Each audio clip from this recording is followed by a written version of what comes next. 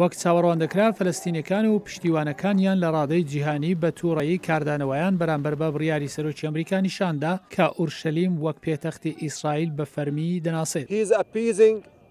ترامپ لە ئێرە و لە دەرەوەش دان بە توونڕەوی ئاینی دادنێت و گورجێکی مەرەکهێنەرانە لە ئاسۆی ئاشتی لە هەرێمەکەدا دەدات. نیگەرانی هەن کە هەنگاوی ترامپ چارەسەری دوو وڵات بۆ خۆرهەڵاتی ناوەڕاست لاواز دەکات. سکرتێری گشتی UN کوتی دۆخی ئۆرشەلیم دەبێت لە ڕێگای وتوێژی ڕاستەوخۆی نێوان ئیسرائیلەکان و فەلەستینەکان چارەسەر بکرێت و دوو پاتی کردەوە کار هەنگاوێکی یەکلایەنە دەکرێت هەوڵەکانی ئاشتی لاواز بکات.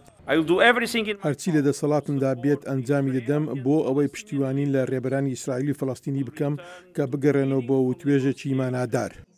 بەرپرسی دەستەی وتوێژی فەلەستینەکان گوتی هەنگاوی ترامپ وا دەکات ئەمریکا شایانی ئەوە نەبێت وەک بەشدارێکی کاریگەر لە پرۆسەی ئاشتی خۆرهەڵاتی ناوەڕاستدا بمێنێتەوە. ترامپ دەستوری نێونەتەوەی و مافەکانی مرۆڤ بە تەواوەتی پێشێل دەکات و کێشەی سیاسی نێوان فەڵەستینیەکان و ئیسرائیلەکان دەکات بە کێشەیەکی ئاینی. هەندێک توێژێنەر کۆکن لەسەرەوە کە بڕیاری ترامپ کۆتاییەک بۆ پرۆسەی ئاشتی بەڕێبەری ئەمریکایە.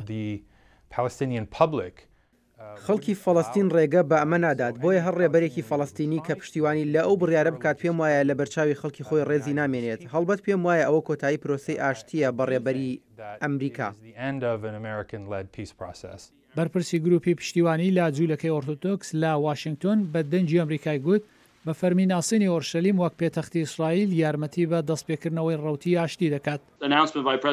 ئەو ڕاگەیاندنی سەرۆک ترامپ و دەستپێکردنی ڕەوتی گواستنەوەی باڵیۆزخانە پەیامێکی گرنگ بۆ فلستینەکان و کەسانی تر دەنێرێت کە ئەگەر لە پراوێز بمێننەوە شتەکان وەک هەن نامێنن. ئێوە ئەوەی لە گۆڕێدا هەیە لە کیسی دەدەن بۆیە بەڕاستی لە بەرژەوەندی ئێوەدایە کە ڕێگا بدۆزنەوە پێش هەموو شتێک پێش بە شتانە بگرن کە دەبێتە لاوازکردنی بەکردەوەی ڕەوتی ئاشتی. دەستوریی 1995 ئەمریکا پێشبینی گواستنەوەی باڵوێزخانەی ئەمریکا لە ئیسرائیل لە تێلاڤیڤ ڕابۆ ئۆرشەلیم دەکات.